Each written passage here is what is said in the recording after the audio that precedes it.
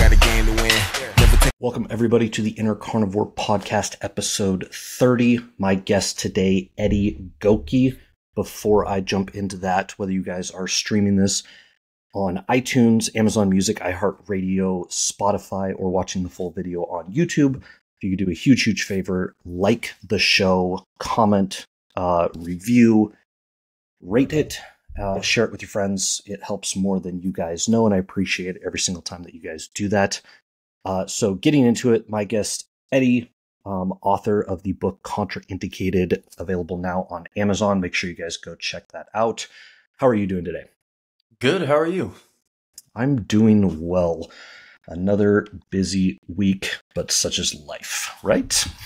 Correct. Yes, definitely. So I have tons of stuff. For anybody who doesn't follow Eddie, very, very, very detailed into the scientific mechanisms of all things diet, for lack of a better term. And we've talked a little bit, done videos, watched a bunch of his stuff.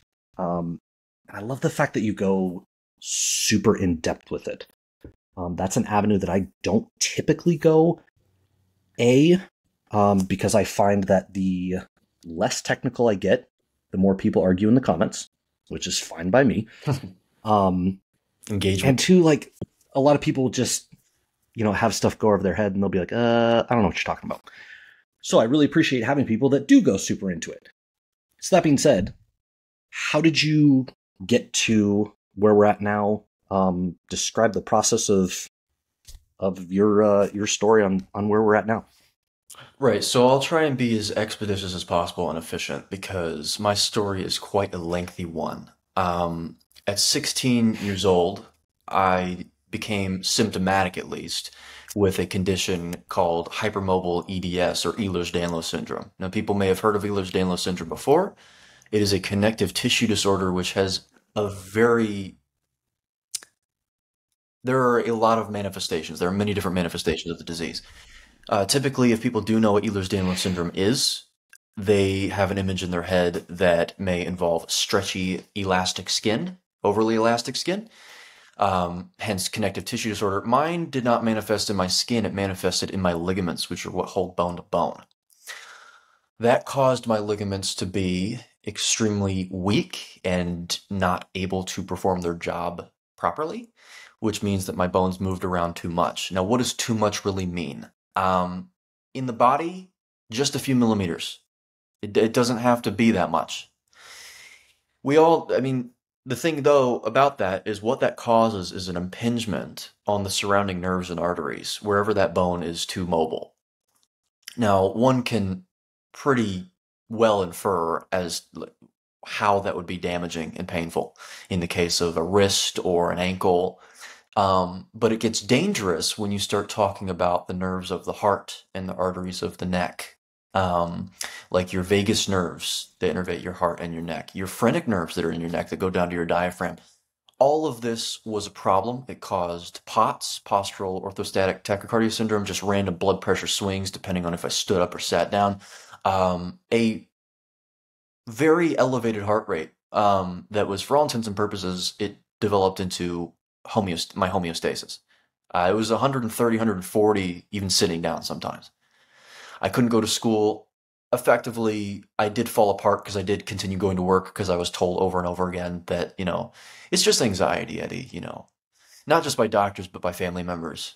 So if anyone's been told that in their lives, they know that eventually you start believing them in a way.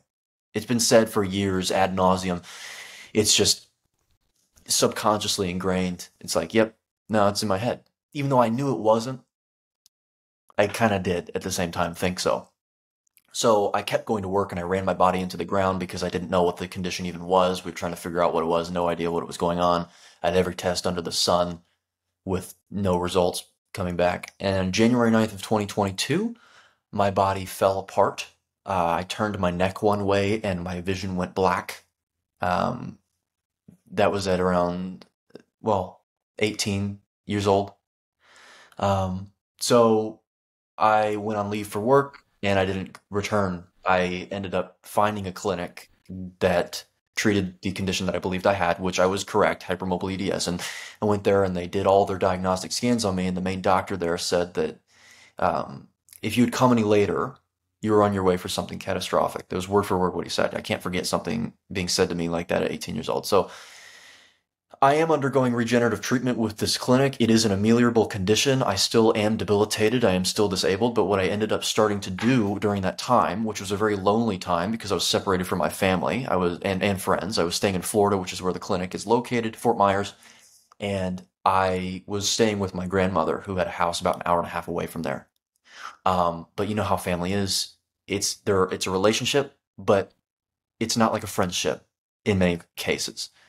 So we're distant. We're living in the same house, but we're really distant. So I had all the time in the world to start doing research, studying and reviewing of all these different things.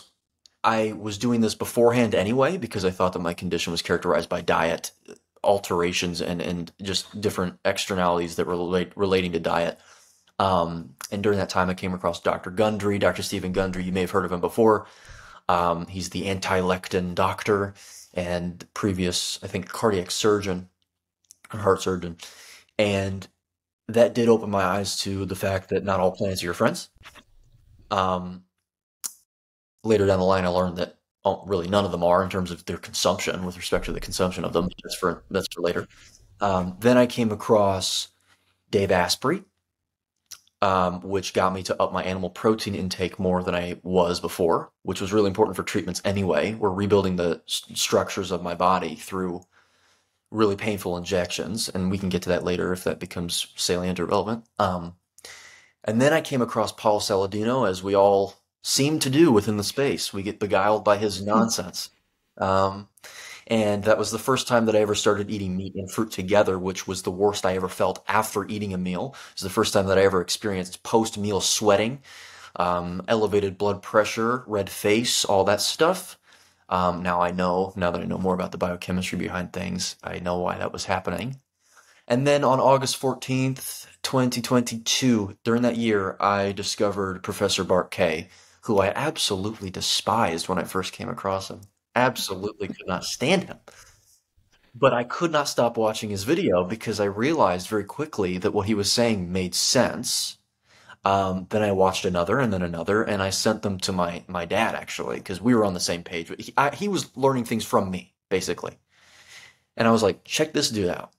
And from then on, I did adopt the carnivorous diet. I felt better metabolically than I had ever felt before. The carnivore diet did not save me per se, because that's not what my condition was characterized by. I believe that dietary input had a role to play because during my development, I was primarily vegetarian. I mean, my first hamburger I ate was at 10 years old at a Mexican restaurant. I mean, are you kidding me? Like, that's ridiculous. I had like 2 bites. I mean, that's the development we're talking about here. So I think that it may have catalyzed it a little bit, but this is a genetic condition. Very clearly it is, because many people my age grew up eating the same way, and very, very, very rarely do they have this manifestation. So, but I do want to say that I do feel better than I ever have metabolically. And to get to more of what your question really was, which is how do I even know all the stuff that I do? It wasn't even really to do with the studying up to the point of discovering Bart K, because I was studying the wrong stuff. I was studying the human nutrition science, which isn't science at all. I talk about it in my channel all the time. It's not science. It is by definition theology. It is theory generating. And the associations that are seen are extremely vapid. And I was not even, to say that I was studying it is still a reach, because I still didn't know how to interpret the data. I didn't know how to, I was reading the abstracts. I was reading the conclusions. That's what everyone does when they pop the studies on the screen for 3 seconds. They don't know how to interpret the studies. I didn't know either. So what I started doing was, after I discovered Bart K and I discovered that he was a professor, I found his other platform where he has his lectures on there. And from effectively, since I couldn't move, I couldn't walk around, even in Florida, I couldn't enjoy the weather because I couldn't go outside. I had extreme heat sensitivity, which I'm still recovering from. All I could do was lie in my bed and do something. And I could either choose it to be playing video games and rotting away. Well, not really rotting away. I was still healing up, or I could take control and I could study and actually learn things like take, classes and all that stuff. And when I discovered that Bart was a professor, I effectively, from the time I woke up to the time I went to bed, was watching his lectures. That's what I was doing. And not only was I watching them, I was going into my Google Docs and I was typing out entire papers like I was writing them for a class. And then I would, instead of submitting them, because I'm not taking a class, I would send them to my family and friends and I go, hey, check this out because this is important. It's application in diet and health. And so I did that for a while, but then I realized, well, he only has a few lectures on his channel, on his other platform. So what do I do? So I watched more of his videos and basically inferred what sciences I should be inferring health implications from. Those being biochemistry, evolution, paleoanthropology, comparative anatomy, cardiovascular physiology or pathophysiology. And so I looked into taking classes for that online without having to pay because I don't have any money because I can't work. Well, luckily we live in 2024 and that's available. And there are entire college level courses for this stuff. And I have now playlists saved where you go in through I have to relearn some high school level stuff, of course, because, when you're in high school, you don't really care that much. It's just how it is. So I have to relearn the high school stuff. But I'm currently doing it a little haphazardly. I'm learning biochemistry right now, which is very clear if anyone watches my videos. And then usually you're supposed to learn cellular biology before that. And I haven't learned cellular biology yet because most of biochemistry takes place in the mitochondria and stuff like that. So I'm not going in order, but I am learning things along the way at my own pace, and it seems to be working. I get my stuff vetted afterwards with Bart. I got a hold of him eventually, and so since he's been a professor for over a decade, or at least was, I get my stuff vetted with him. I wish that I could get my stuff vetted with other people as well, but there doesn't seem to be too many people that are of his veracity level. Hopefully that changes later down the line. But I guess the last thing that I would say is, yes, that's how I know all the things that I do at the moment. I'm still currently learning. I don't pretend like I know everything. Maybe in my videos I act like I do a little bit to be sensational. The last thing would be that all those papers that I wrote in Florida, that's 3/4 of my book. I was writing so much that I realized, why don't I just put this into a book? Because this can benefit a lot of people. And so that book was released on April 1st of this year, and we're still making some tiny adjustments, edits really, because it went through a ghostwriting club that butchered my book. So it was perfect when it went in, and it wasn't perfect when it went out, but it had a deadline, so it had to come out at some point. And so I tried to fix it as much as I possibly could beforehand. But it's still safe to buy, don't worry. You can buy it, you'll get the information out of it, but that is where I am right now. I am currently trying to heal myself completely to the point where I can go back to work, and if I can make this my living beforehand, then I won't have to go back to work, and I just put more time into this, helping people really take, trying to invigorate and empower people and make them realize that the knowledge is there. You just have to be responsible with how you learn the knowledge, because there's a lot of misinformation online as well. You have to learn how to be sagacious enough to discern between what is veracious and what is not. And so that's what I try and get people to realize. And if they don't want to learn it themselves, well, that's why I'm also a talking head online. So sorry for that. No, that's perfect. And it illustrates a couple of things. One, the amount of information that's out there, right? And two, how much education has failed us, right? So I've on this channel, I've had PhDs, nutritionists, registered dietitians, MDs, naturopathic doctors, and obviously the majority of them go against what their education was, which is mind-blowing. How do you have these people with such high levels of education who all had this aha moment and they're like, man, we were just taught wrong. And so that's part of the problem is as soon as somebody puts a PhD on their social media, everybody goes, oh, well, we got to listen to that guy. That guy knows what he's talking about. And you're like, but does he really? And I started with targeting dietitians, because you'd get the dietitians that are like, you need this much bread in order for your brain to function. I'm like, okay, this is like the most low-hanging fruit in the history of the world. I'm just going to like go after it because this is way too easy. And then I'm like, okay, I got to do something else because it's just too easy. I could literally just go on any dietitian's page. And then, of course, you end up with 1,000 comments of people arguing. And part of me is like, okay, with all this information, like you said, you can literally get all of the education of a degree program on YouTube. Like literally all of it. And so I'm like, okay, if there's all this information, why are people missing things? And it's interesting you brought up the study, because my best videos have literally been just looking in the middle of a study out of the conclusion. Like the one video that I had that went viral, it's up to like 1.4 million views. I literally just read the conflict of interest statement. It's literally the only thing I did. And then I matched up who was in the interest statement with what drug that they produced. And people were like, oh my gosh, that's mind-blowing. I'm like, I didn't do anything. I literally just read out of the study, which you guys didn't do because all you did was listen to somebody with a PhD that said, check out this consensus statement. So, my point, where did we go wrong? Like, at what point did we get so far away from an education standpoint? Because it's rampant everywhere, like anywhere from, first grade education up to PhD level education. How did we get so far off track as an education system, given all of the stuff that you've now learned secondhand? Right. So I'm not sure exactly where it went wrong, but I do know that it happened within the, 20th century, the middle of the 20th century. Because what ended up happening was institutions used to be conferring of credibility upon people. They used to be of the utmost, once again, to use the word voraciousness. And the thing is, what ended up happening, I think, is the Department of Education, I'm not trying to get political, but what they do now is, instead of the curriculum that is prevalent within schools now, is not teaching people how to think anymore. It's teaching people what to think.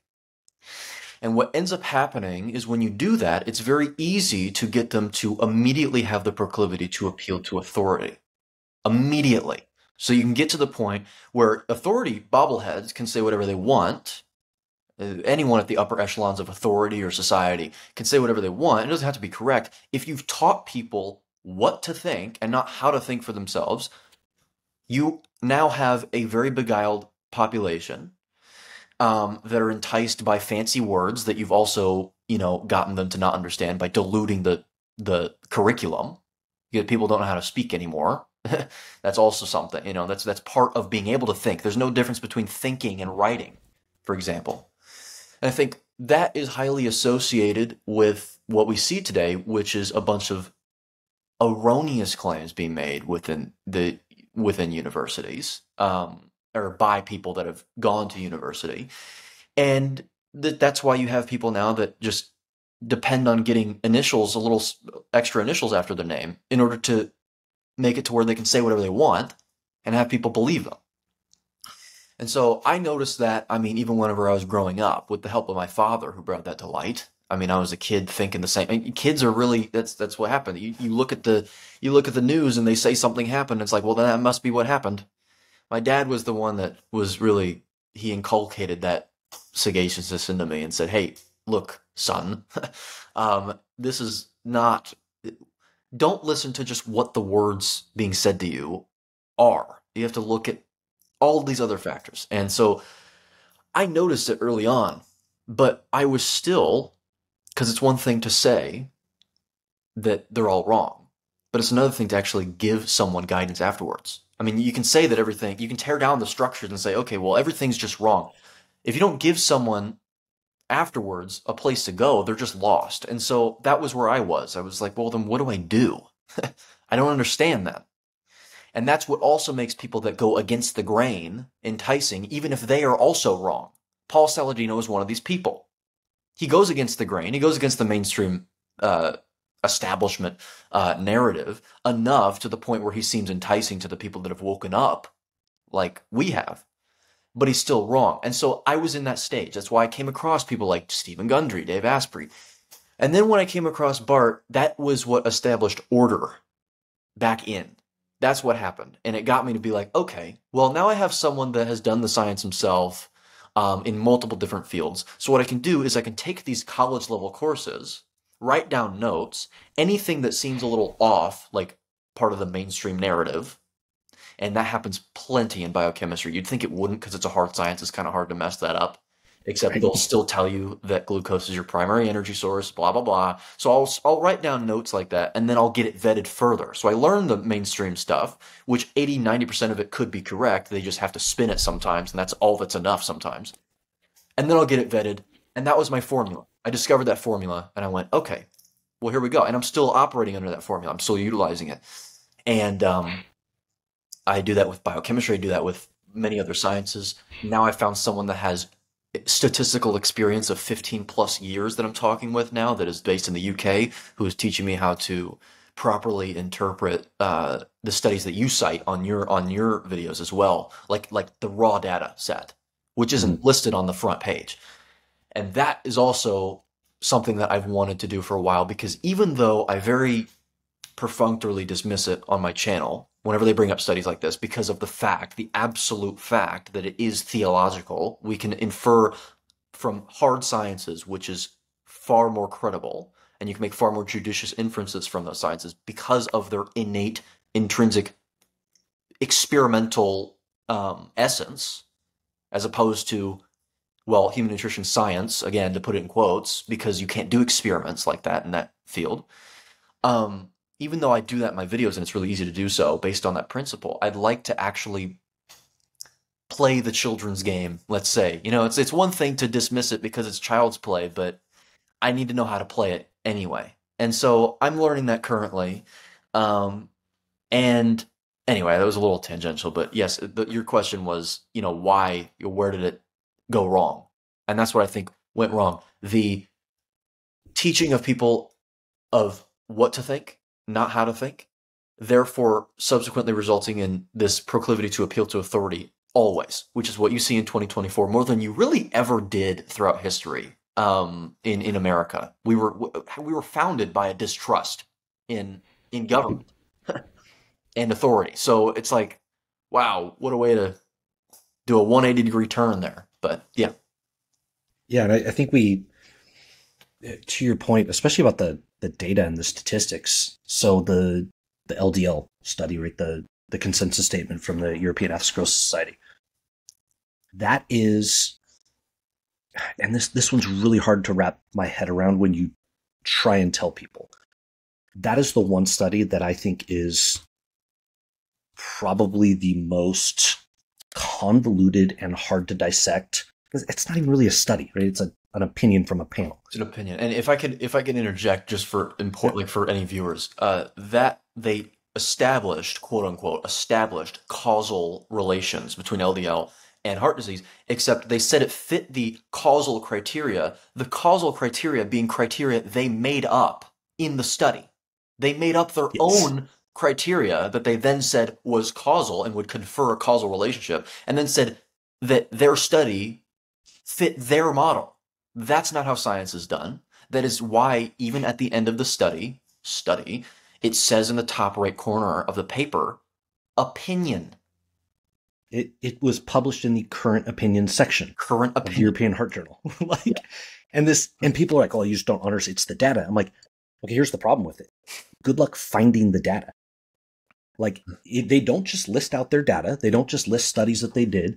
Of course not. And so when you go into the critical review of it, which was posted a year later, they reference that. They're like, honestly, it's a black box. Like, there's some studies that we can't find. We can't find, based on their results, any study that matches that.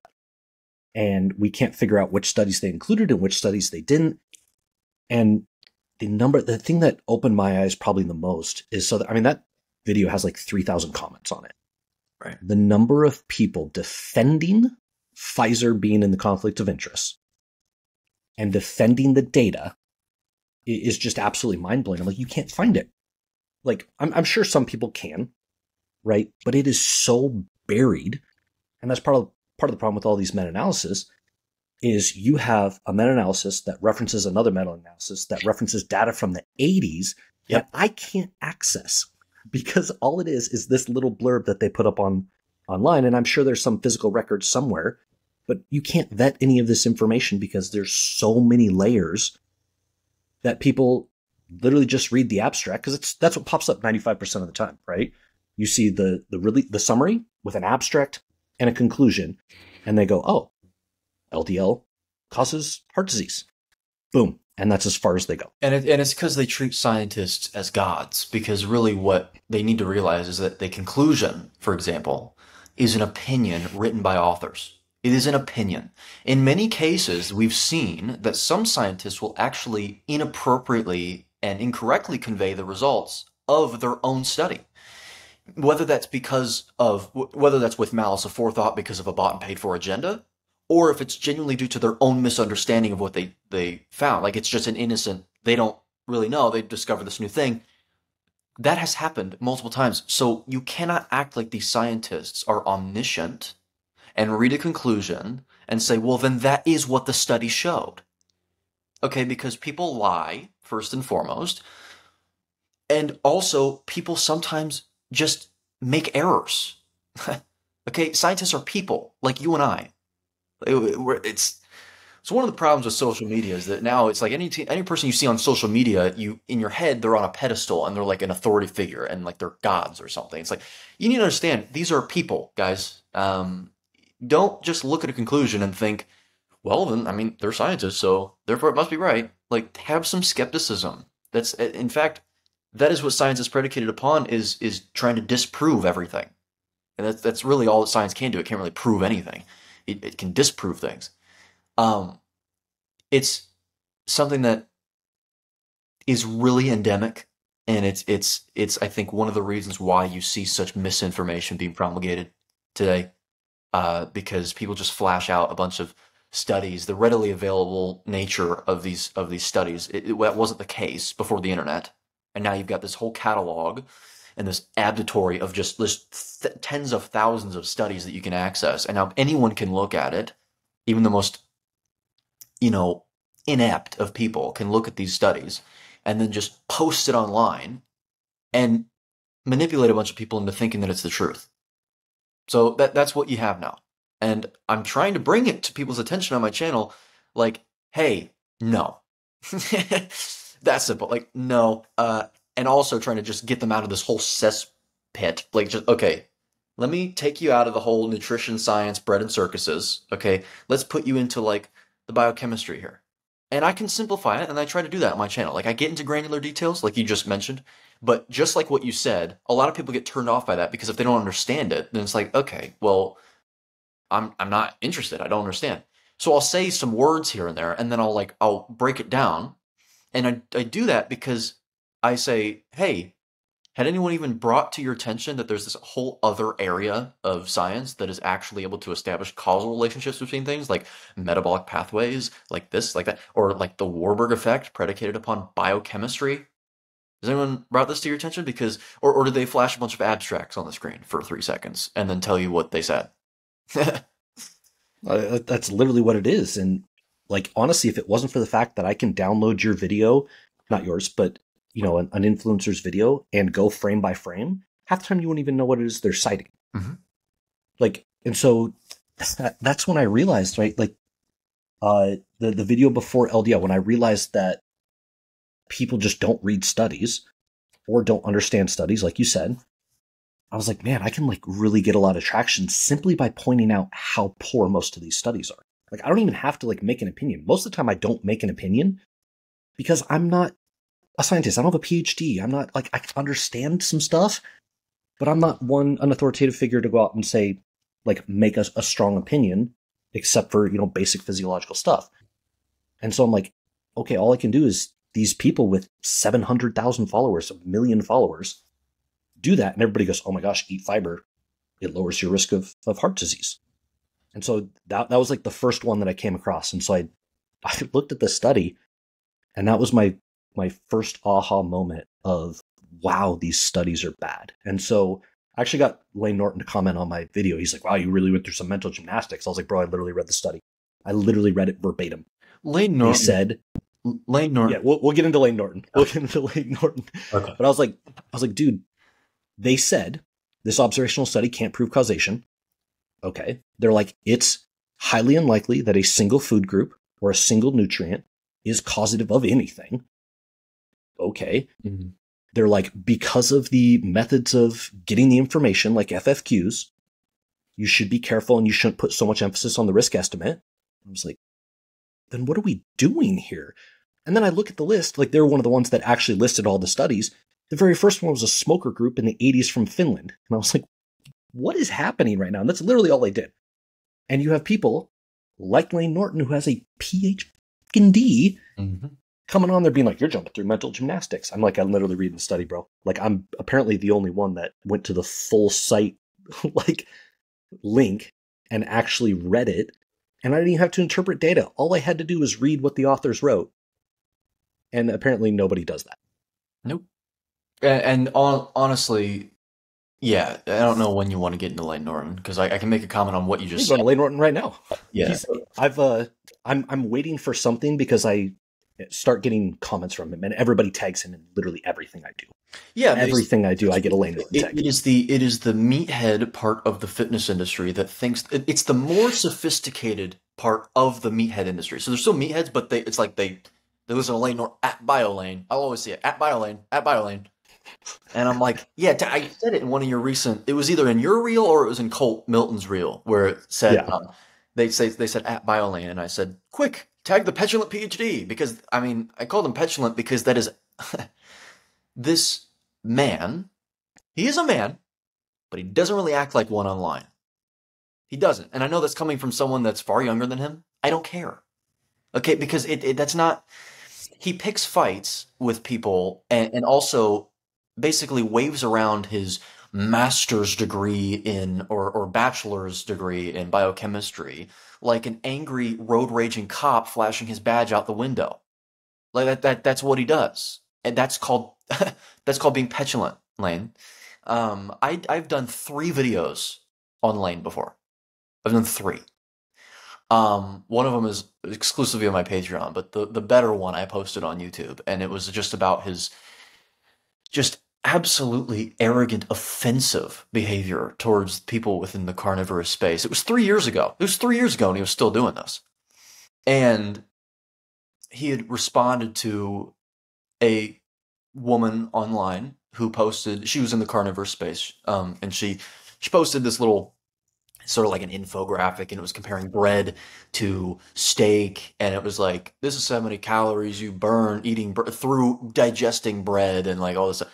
I'm going to be really honest. I said in the video, because I don't care about sides. I looked at the post and I was like, this is not a good post. It is misleading in ways. It is misleading, especially when you start talking about calories. It's like many people still don't understand the whole calories issue, and I'm not saying that in a disparaging way. I'm just saying it's something that we kind of bypass in the carnivore space, because the philosophy is like, well, it doesn't matter because you're not going to be eating as much because you'll be satiated. But we never actually touch on the actual calories issue.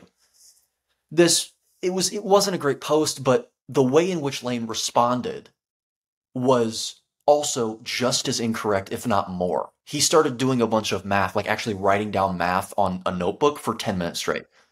And I was like, wow. And then at the end, he was talking, he was just vituperating her. He was insulting her, saying that she was an idiot, just like everyone else in the carnivore space. He's also someone that I think Anthony Chafee just brought this to the table and brought this to everyone's awareness that saw his story, that there was a cancer patient within Lane Norton's comment section on one of his videos. I don't know if it was an Instagram reel. I think it was a long form video on YouTube, who said to Lane, who is someone that is not a fan of fasting, he says it doesn't matter whatsoever.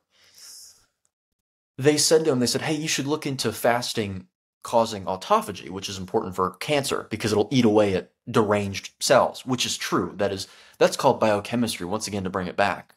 We know what autophagy is. We know what it does. And instead, Lane basically, I believe, this is speculation, but Anthony, I think, had screenshots. He has receipts. Basically told him that he should shut up, called him an idiot, and then got all of his fans within the comment section to bombard him and inundate him with insults. This is a former cancer patient, if not a current one. So I don't know if he fully recovered or what. And then that person brought it to Anthony's attention, I believe. And then Anthony, this is the man we're talking about here. And so when it comes to Layne Norton, on my channel, when I react to people, it is acrimonious. It's very bitter and pugilistic. But I'm never actually really denigrating the character per se. I'll say it in my thumbnail, like arrogant, whatever. But I don't hate these people, and I don't hate Layne either. But I highly dislike him because of the way he acts. He's the one person that I'll be like, what are you doing? Why are you being like so insulting? And I think he's on an ego trip from hell. That's what it is. He's on an ego trip from hell. And I guess the final note that I'll add with him is the most recent thing I saw from him was a video. He was at some sort of conference, and he was talking about how, the basic stuff where he's like, I haven't seen one study where fiber wasn't.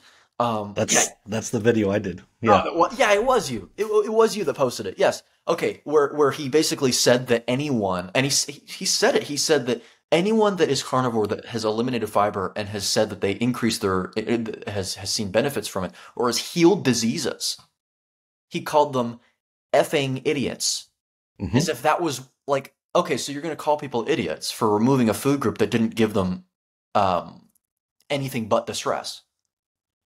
Good. Yeah, and it's completely disingenuous because that trickles down. Like, so I've had, and this is part of why I started doing the podcast and started doing more like carnivore promotion stuff, was because I've talked to people who have just had unbelievable life-changing results from it. And so one in particular was a gal that I had on.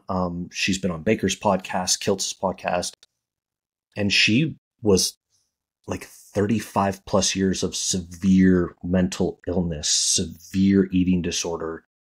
The prototypical like skin and bones before and after, like just completely wrecked her life, was in and out of mental institutions, and was continually put on these practically vegan diets and to try and gain weight. And then she was pumped full of high fructose corn syrup and like seed oils to help her gain weight. And it was just brutal.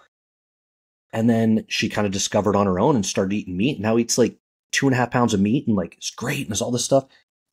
And like she's very dear to me and I appreciate her a lot. And people will in the comments, she'll share her story and people in the comments will go, "You're lying. That's not true." And I'm like, man, where do you think this comes from? This comes from Layne Norton calling people idiots who have changed their life from it, right? And the one that made me do the video on Layne Norton was when he said, "You're only experiencing benefits because you're not bloated anymore." No. Bloating is a manifestation of inflammation. That is what that is. It is inflammation of the gut. That's what that is. It's also a production of excess, gas. That's what that is. But the key word there is excess, because it's not necessary. And then it's all predicated upon his fallacious misinterpretation, his fallacious interpretation of the science that he knows so well. Wherein he claims, once again, in that video that you did on him, where he said that he hasn't seen one study where fiber hasn't reduced the risk. And I'm going, well, not risk. Sorry. And we're already done with that because you can't say risk. Risk is a cause and effect claim. You're looking at associative data predicated upon, well, like you just said, studies that he cites or studies that he defends at least, where you're looking at a subgroup of a population in the 80s that smokes about it's predicated on stuff like that. So no, you haven't seen studies like that. And that just evinces and demonstrates your incompetence with respect to how to interpret said science. And that's my problem that's the biggest problem with Layne that I have besides his attitude, is within his videos, he will always claim obnoxiously that randomized control trials are the highest level of evidence. That's if you're referring to the hierarchy of evidence, quote unquote, that is a construct necessarily by the scientific community, but it's only a hierarchy within the confines of human nutrition science. So when you get out of that, that's not a hierarchy of evidence for all sciences on the face of the planet. That's a hierarchy of evidence within the human nutrition science sphere, which is, at the bottom you've got like anecdotes or like case studies or something like that. And then above that, you've got like epidemiological analyses. And then at the very pinnacle, you've got RCTs. That's why he believes that they're of the utmost conferring of veracity upon results. Except, no, I mean, even once again, biochemistry that I'm quite familiar with, that he likes to pretend he's familiar with because he has a bachelor's in it. Yeah, I did look at his background. I thought it was a master's. It's a bachelor's. Fine. But this is someone that has a degree in biochemistry and yet will completely, callously dismiss the role that hormones play within body composition. He will explicitly state and laugh at anyone that claims that hormones play a role more than calories. And that was the video I did on him recently was about calories, because he doesn't understand calories whatsoever. He doesn't understand them at all. And it's one thing to understand something and to humbly speak upon something at least. Really, if you don't understand something, you shouldn't be talking about it at all. But, to, vituperate people about it as if you do know what you're talking about with respect to calories. Arrogance. By definition, arrogance. To believe yourself remotely disproportionately competent as compared to, disproportionately confident with respect to the little amount of competence that you have and exhibit upon something. So, yeah. So let's dive into the calories. And this is something that's been newer for me because I understand where people are coming from in this space. Like I'm from that space. I'm from the fitness. I'm from, athletics, from amateur bodybuilding. And I'm someone that's been able to manipulate calories to my benefit. And then I started to realize that once you're metabolically healthy, you can pretty much do whatever the heck you want and still lose weight. Like, and you start looking at athletes, like people have this idea that athletes spend billions of dollars, and some do, like Russell Wilson spends, $10 million on his nutrition and recovery and all that. But then you have guys like David Wells. For anybody who doesn't know David Wells, one of the better pitchers in Major League history, threw a perfect game still drunk from the night before. Right? So it's like, and you got athletes that stay out till 3:00 in the morning doing cocaine and then have, historic performances the next day. Athletes are built different. Athletes can get away with whatever they want for the most part. And they're not who we should look to for nutrition information. And so I started to realize that. I'm like, man, I've just benefited from the fact that I was able to overcome all this stuff. So from a layman's term, from a general population, what's your view on the whole calories in, calories out, calories a calorie, energy balance model of obesity? Okay. So the energy balance model is a very poor model of metabolism, and saying poor is actually an understatement because it is predicated once again on a fallacy that the human body can even consume calories to begin with. A calorie, basically calories, are the amount of heat required to raise the temperature of 1 gram of water around a closed thermodynamic system, also known as a bomb calorimeter, by 1 degree Celsius. It's a measurement of kinetic activity, movement of the molecules in that water. And that movement being caused by photons of a certain wavelength interacting with the surrounding water after being released from the rapid combustion of a food within that bomb calorimeter via a massive electrical current.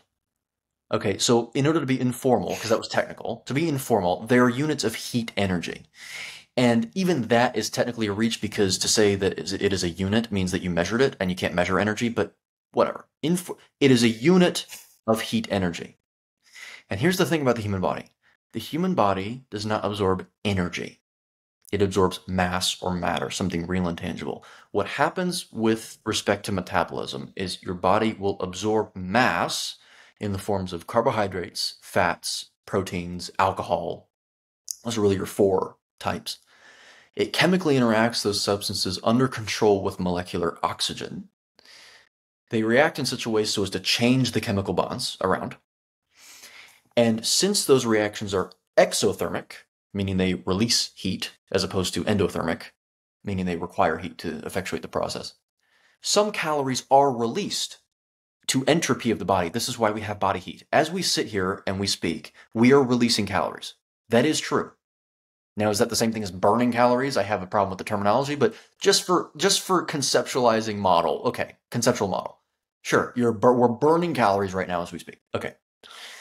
But a large portion of that energy is encapsulated by the body to create ATP. Okay, and then that energy can be released, because ATP itself isn't energy, it's a storage form of it. It can be released for metabolic processes when indicated. Okay.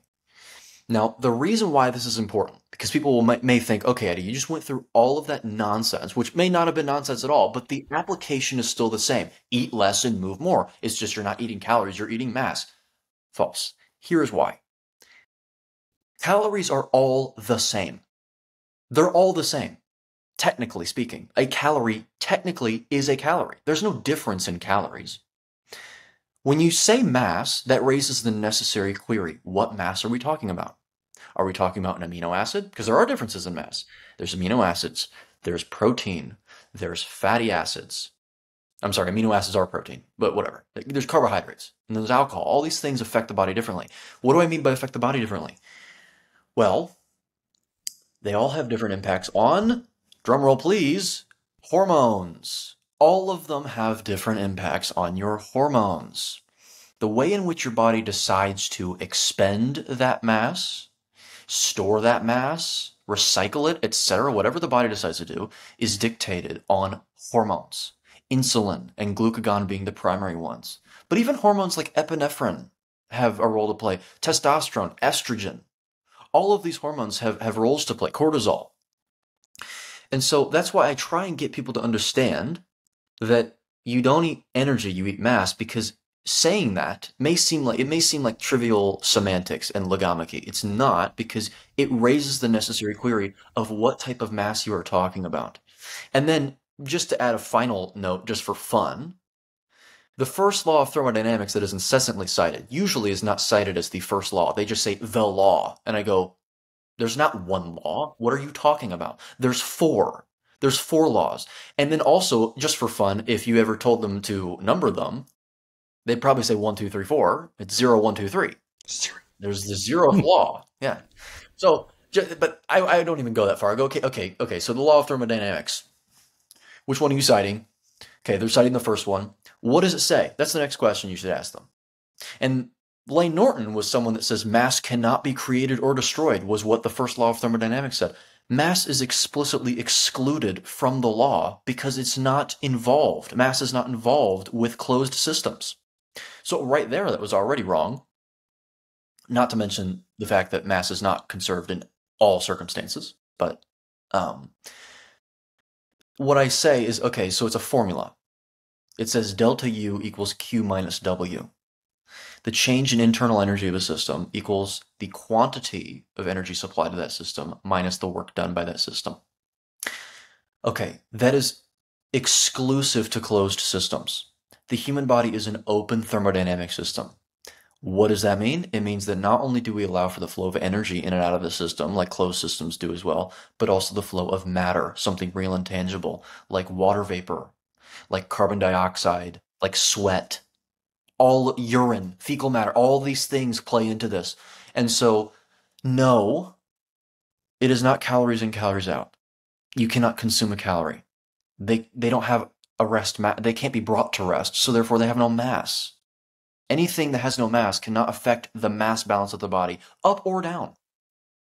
So even though we're expending calories right now, we're releasing them. That's not affecting our weight. Not one bit is that affecting our weight. So I know that was lengthy. That's kind of how I am. I kind of got to get used to I got to get better at not being like that. But I No, that's totally fun. All of the information that is required. I mean, I can go deeper into it if people want to. They can ask me that later. They can email me, and that'll probably be listed at the end. But that is what I try and get people to understand. I've done plenty of videos on them where I debunk. Sean Nalawani, who is another one that you may recognize, who says the same thing. And the other problem with calories when you use the terminology calories is since calories are all the same, you get inane philosophies like Sean Nalawani's, wherein he says, and he explicitly said this is a very old idea as well.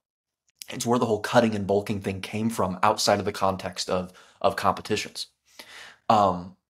Sean said explicitly that you can take stored calories in your fat cells, not a thing.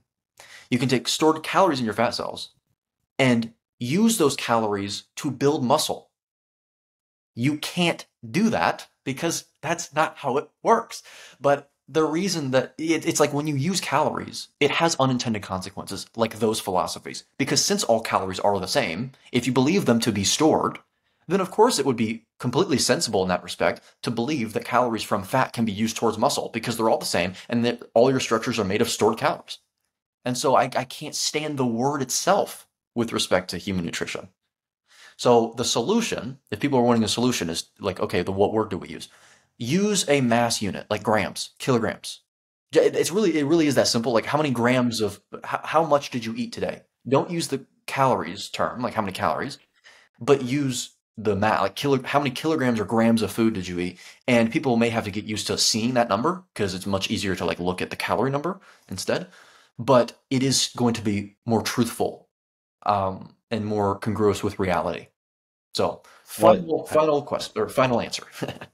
Yeah, no, and I love playing devil's advocate with it because I will tell people, and so on purpose, I'll say calorie is not a calorie. Yeah, well, yes, it is. It's a unit of measurement. They'll give me the exact same, and I'm like, man, I appreciate you didn't think I knew what that was. Which is hilarious to me. Like people do. I'll have like 50 people post the exact same thing. I'm like, okay, like read the comments, bro. But then I'll go, okay, I'm like, cool. So, and I did a video on firewood. I was like, here's firewood. This has the same number of calories as this steak. Like, no, it's not the same thing. Okay, why? Yeah, they'll say, yeah, because we're talking about food. Yeah. I'm like, there's nothing about food in the definition of a calorie. Mm-hmm. That doesn't play into it. And like, but you all know we're talking about that. And I'm like, okay, well, if that's what we're talking about, then you still can't say that because if that's the route you want to go eat 2,000 calories of sugar, pure table sugar, and then go eat 2,000 calories of steak and tell me they're the same thing. They're like, oh, well, it's a unit of measurement. I was like, then firewood's the same as steak. I'm like, well, you can't. No, because we're talking about food. And so I was like, you know what? I'm going to play into that. I don't even know if I technically agree with this, but I'm going to be a little inflammatory. And so I posted Friedman's philosophy on a calorie is a violation of defies the second law of thermodynamics. Saw that video. And I was like, you know what? I'm going to say this in the least understandable way possible, in the most scientific way, and just watch people lose their minds.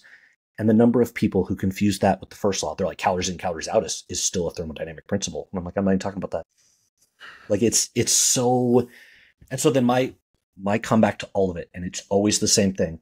I'm like, okay, how can a natural law of energy, which has no mass, dictate fat storage in the human body? Like, what's the mechanism that thermodynamics stores fat? Yeah. And the people are like, yeah, right there, actually, that was probably your best refutation right there. Because as soon as you start saying that, like the law of thermodynamics, how is it involved in the role of storing fat? Those are completely opposed to each other. Fat is mass. Thermogenics relates to heat. You know, not everything is made of heat, guys. You know, it's like that's the thing about energy. Energy has different manifestations. So, but we'll take heat because that's what's involved in the body when it's released. It's like, okay, so this fatty acid that you're consuming from your food, okay, there's energy stored in the bonds, but if those aren't released, then you're talking about mass. We're done. I mean, really, what you got to think as well is like the calorie number on food labels. I'm not even going to mention the 20% plus or minus error. Well, I guess I just did, but you know, like that. I'm not even going to really spend time on that. Let's say it's 100% correct. That is not how many calories are in that food. When people say like, "Oh, how many calories are in that food?" I go, "Well, zero. There's no calories in a food. That's the amount of calories that would be yielded if you combusted the food in a bomb calorimeter with the philosophy that that's what the body somehow does with food, which it's not. But what happens though is when you eat the food, it's broken down into the mass constituents, and then it's flown through the blood, like I was just explaining. And yes, there's energy contained within those bonds. But you got to think, E equals mc squared. The amount of energy within something equals the mass of that something times the speed of light squared. And just to do a little Google search, like right now, if you wanted to, the speed of light is hundreds of millions of miles an hour. So now take that mass unit, multiply it by the speed of light squared, and that's how much energy is contained within the mass that you're talking about. So that's how much energy is within your food. Okay, now if you ate all of that and your body broke down that mass into energy, like they're claiming, you would be effulgent. You would like literally, yeah, exactly. And so it's like you don't yield energy from food. And that's another thing that, oh man, you say that online, the amount of comments that I get, the amount of comments. I had someone that was ostensibly familiar with quantum physics arguing with me. He didn't even know anything about diet. He had just come across it because I tagged the whole calories thing in the tags in the show notes. And so he came across it and he was arguing with me about how you yield energy from food. And I go, well, you can sort of make that claim. You can say you indirectly do, because energy is yielded and released after the reactions that occur within the body. But those are chemical reactions. You don't actually break down the food into energy directly. That's not what happens. Because I just explained what would happen if you did that. And they don't really seem to quite understand it, or they are just purposely obstinate to the point where it's not only, it's no longer obstinance, it is perverseness. You are purposely doing it because you cannot admit via your pride, or due to your pride, that you are being shown up by your own field, like within principles within your own field. Not to get too rude, but it's just frustrating though, because the arrogance online is ridiculous. And yeah, you do lose your humanity a little bit online, but I mean, the exhibition of arrogance can still be controlled, and I expect it to be controlled. And when it's not controlled, I feel like I have the right to come back at you and snap like a little bit, because I'm like to bite back. That it's like it's indicated at that point. But yeah, the whole calories issue, I'm tired of the word. I don't think, I go as far to say on my videos, they should be removed from food labels. They don't do anything. In fact, all they do is fearmonger people. They fear people into eating a lot at all. I think it fuels eating disorders, because if you believe that it's all about calories, then you're going to get people to start naturally eating less. And then if they eat something that is like 200 calories or something, and they only eat 200 calories in a day, and they eat that food and they still gain weight, that'll still cause them to eat even less. I mean, it's a problem. And so, like, my girlfriend was a victim of that, actually. She is someone that she's been on carnivore for a while now. We're seeing some stagnation. She was overweight when I met her. When we put her on carnivore, 20 pounds was lost very quickly. We're in a stagnation episode because she still is getting over this eating problem that she used to have. She had an eating disorder. She was eating, and we lived together even before we started dating. That's a long story. It was circumstances called for it. And so I saw what she ate. Like, I lived with her and I knew where she went. I saw what she ate, and it was nothing. She wouldn't eat anything. Guess who still remained overweight? Her. It's because it's not calories in, calories out, guys. It's not as simple. But I can go on and on about it. I will stop talking about it now. It's a yeah. All right. No, we'll have to do something specifically on it, because it is, what I have found is people cannot wrap their head around it. So then they fall back to the energy balance model, and that it's thermodynamics, and then they conflate weight gain with weight loss, and it turns into just this absolute dumpster fire of a conversation. And I'm just like, yeah, oh my gosh. But where can people find you? Where can they find your book? Touch on your book just real quick before we end this. Yeah, I'll touch on the book first. So the book is called Contraindicated, a closer look and revision of mainstream health axioms that have perpetuated illness, disorder, and disease for over a century. It is available on Amazon in paperback, hardcover, and ebook options. I'm currently working on the audiobook myself. I'm all about authenticity. I do all of my work in editing myself. I'm one man. This is a one-man job, which includes recording the audiobook as well. So I sit in my car, since it's an insulated area. So it's like an insulated room, and I record it in there. But I have to edit that. I've finished recording it. I have to edit it. So the audiobook will be available as soon as possible. It basically just goes through, it's a clean slate. Just like I alluded to in the beginning, you tear everything down, but people are still left wondering, like, where do we go now? You've torn down all the lies and all the edifices and the structures, the ideological structures that people operate under. So what do you do after that? Well, that's what the book goes over. So at first, it's just eviscerating the whole scientific, in like 10 pages or so. Chapter 1 is called Looking at Science Differently, with the word differently crossed out, and it says properly. And it goes through just a very quick, brief little evisceration, really, of human nutrition science as we know it. And then the rest of the book is looking through how to actually derive what is indicated for human physiology with respect to diet and lifestyle. And I try to simplify it as much as possible. There are a few complicated parts. I think the one that I'm thinking of right now is in chapter 2. It's a biochemistry section, and it's hard to simplify it, really, because it's biochemistry, but I did want to go through it still. And so, yeah, that is available. And I do recommend that people buy it, not just because I get a quick buck, give me all your money. No, but it is because of the fact that I think a lot of people just need the clean slate. Okay, we're entrenched still in this cesspit, like I talk about in this bread and circuses nonsense. So I think that people just need a refresher to clear the confusion, and also to take control of their health, of course, as cliche as that is. But yes, and then also in terms of what else I'm doing right now. So that's the book. Where people can find me, I am on YouTube at e.goeke_ is the tag, like the username. But if you look up Edward A. Goeke, Goeke, that is where you will find me on there. I'm a very inchoate developing channel, but I'm growing pretty rapidly. It's pretty nice to see. But that's where I do a lot of reaction videos to people that don't know what they're talking about. And also do some interviews. But recently, I've had an interview with Colt Milton, and I have 2 interviews on the channel. No, I think 3 now with Bart K. So I'm trying to get other people on the channel, though. I'm just branching out with the interview thing. And then on Instagram, I'm at e.goeke_ as well. On TikTok, I believe that I'm also at e.goeke_. I don't really post on those platforms right now, and I probably won't post on TikTok anymore because within the span of a month, I had gotten community strikes, which was expected. If my account gets shut down, it gets shut down, whatever.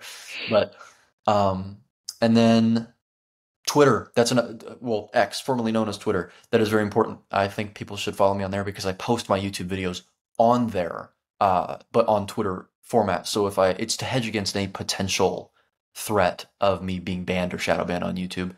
If people follow me on Twitter, they will still find those videos. They will still be able to watch them.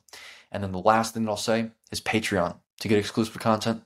1 week early uploads and 1 extra video per week. I post 3 videos per week. Only 2 make it to YouTube each week. So if you want to subscribe there, there's $2 a month tier, a $5 a month tier, and an $8 a month tier. And that helps support me as well. The goal right now is to move down to Florida to expedite my treatments because I live in Illinois, and so we take back ways as well for safety reasons with my condition. It's, again, long story, and so it's like an 18-hour drive. It's not feasible. I can't fly on planes, so trying to make enough money to move down there. It's a slow process, but yeah, that is where people can find me. So I appreciate you being on. I would highly recommend, especially just due to the fact that you get a different look. Most of social media, and myself included, is quick hitters designed to get people talking. And if you want more information, it's always good to have a source to go a little bit further in depth. I appreciate everybody listening. Like, subscribe, share it with your friends, and we will see you guys next time.